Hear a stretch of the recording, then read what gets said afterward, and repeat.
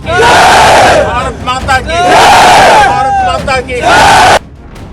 भारत ने ऑपरेशन सिंदूर के जरिए सिर्फ पाकिस्तान नहीं बल्कि सारी दुनिया को यह संदेश दे दिया है कि आतंकवाद के खिलाफ जीरो टॉलरेंस क्या होती है। भारत की सेना ने बता दिया कि एक भी आतंकी हमला बर्दाश्त नहीं होगा। तो वही मोदी सरकार कह चुकी है कि भारत के खिलाफ कोई भी हमला अब युद्ध माना जाएगा।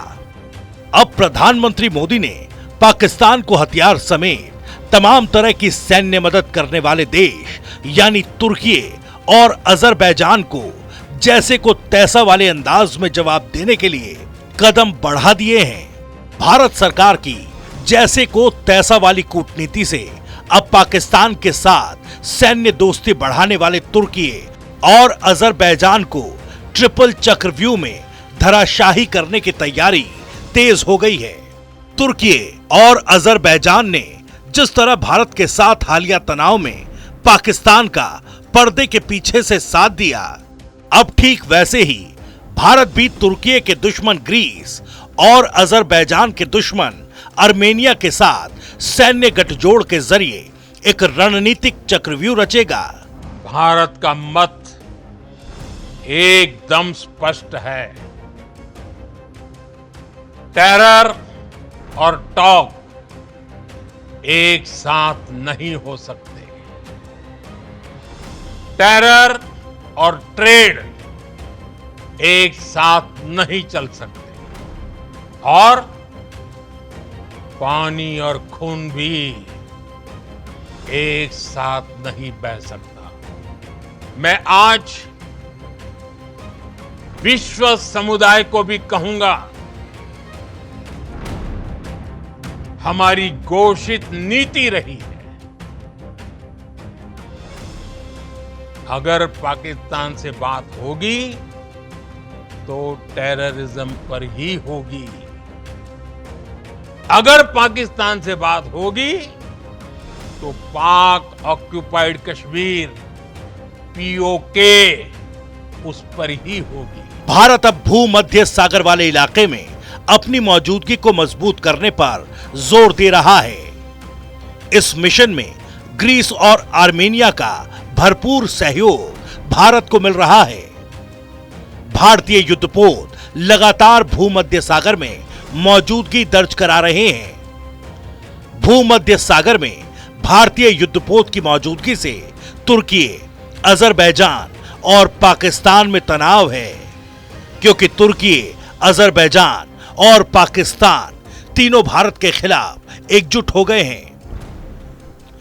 ऐसे में भारत भी भूमध्य सागर में ग्रीस और आर्मेनिया के साथ गठजोड़ कर रहा है। ग्रीस और आर्मेनिया से भारत की बढ़ती दोस्ती ने तुर्की और अजरबैजान की टेंशन बढ़ा दी है। भारत ने ऐसे समय में ग्रीस के साथ कूटनीतिक रिश्ते मजबूत करने शुरू कर दिए जब भूमध्य सागर में तुर्की आक्रामक हो रहा है। इसकी वजह है ग्रीस और तुर्की के बीच चल रही पुरानी दुश्मनी।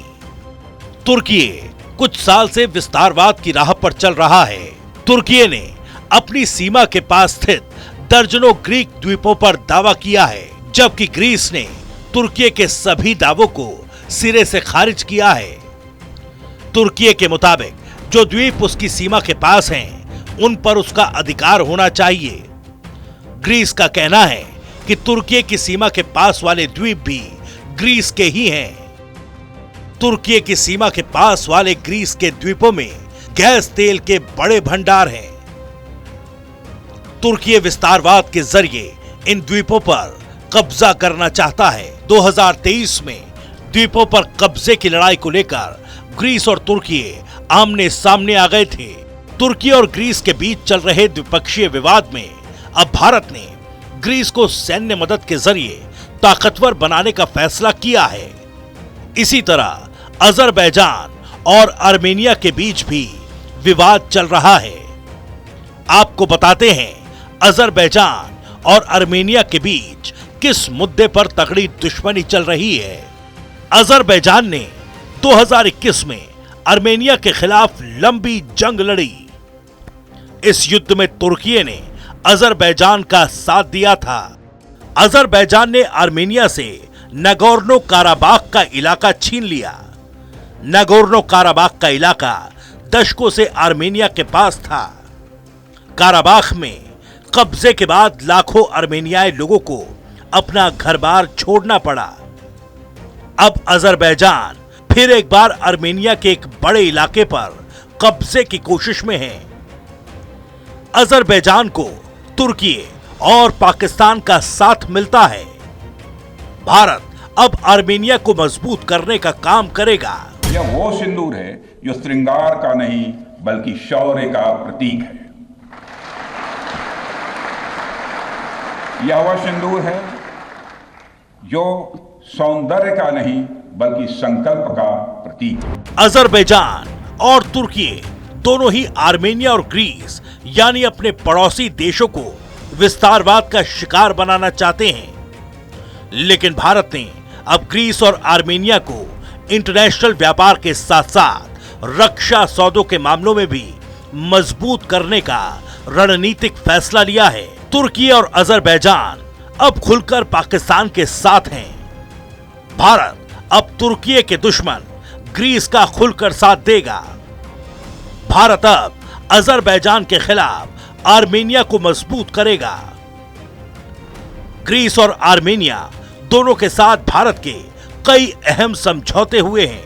अजरबैजान, तुर्की, पाक के गठजोड़ पर भारत की रणनीति भारी पड़ेगी। भारत ग्रीस आर्मेनिया का गठबंधन हर लिहाज से ज्यादा ताकतवर होगा। तुर्की, अजरबैजान और पाकिस्तान रक्षा मामलों में बहुत मजबूत नहीं है। भारत का साथ पाकर ग्रीस और आर्मेनिया रक्षा क्षेत्र में बहुत ताकतवर हो जाएंगे। आर्मेनिया से फारस की खाड़ी, काला सागर और ईरान के रास्ते कॉरिडोर तैयार होगा। यह corridor north south transport corridor के समानांतर होगा। आर्मेनिया से भारत तक कॉरिडोर बनने से अरबों रुपए का व्यापार आसानी से होगा। देखिए, टर्की जो है वो आईएसआईएस का भी सबसे बड़ा एक ट्रांजिट कॉरिडोर हुआ करता था जब मिडिल ईस्ट में आईएसआईएस का दबदबा हुआ करता था, और आईएसआईएस के साथ इनका एक तालमेल है। तो जिस तरह से पाकिस्तान एक टेररिज्म का हॉट बेड है, इंक्यूबेशन सेंटर है, ठीक उसी तरह से टर्की का भी एक रोल रहा है अलकायदा या खास करके आईएसआईएस को बढ़ावा देने में।